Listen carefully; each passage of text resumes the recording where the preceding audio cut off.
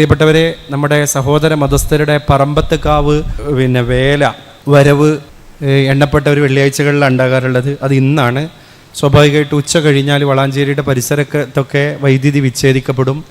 അതോടുകൂടെ തന്നെ നഗരങ്ങളുടെ പ്രാന്ത പ്രദേശങ്ങളൊക്കെ തന്നെ തിരക്ക് നിറയും. അപ്പോൾ എല്ലാവരും ആ കാര്യം ശ്രദ്ധിക്കുക. കഴിഞ്ഞ വർഷങ്ങളിലൊക്കെ കുറച്ച് ഇഷ്യൂസ് തിരക്കുമായി ബന്ധപ്പെട്ട് അപ്പോൾ അവരുടെ ഒരു മതാചാര പ്രകാരം വളരെ പുണ്യം എന്ന അർത്ഥത്തിൽ കാണുന്നതാണ്. അത് അവർക്ക് ബുദ്ധിമുട്ടില്ലാതെ അത് അവരുടെ ലക്ഷ്യങ്ങളും അവരുടെ ആരാധന അനുഷ്ഠാനങ്ങൾ എങ്ങനെയാണോ അത് അതിൻ്റെ രീതിയിൽ നടക്കണം. അപ്പോൾ എല്ലാവരും അനിഷ്ടകരമായ ഒരു സംഭവം ഉണ്ടാകാൻ പാടില്ല. പ്രത്യേകിച്ച് അത് കമ്മ്യൂണലാകാൻ ഒരു സ്പാർക്ക് അല്ലേ, കമ്മ്യൂണലാവാൻ ചെറിയൊരു സ്പാർക്ക് വന്നാൽ അതിനെ ക്ലാസിഫിക്കേഷൻ നടത്താൻ വേണ്ടിയിട്ട് മാത്രം പേനയുന്താൻ കാത്തിരിക്കുന്ന ക്ഷുദ്രജീവികൾ, പ്രത്യേകിച്ച് സോഷ്യൽ മീഡിയ ജീവികളൊക്കെ വളർന്നു വരുന്നൊരു കാലം കൂടിയാണ്.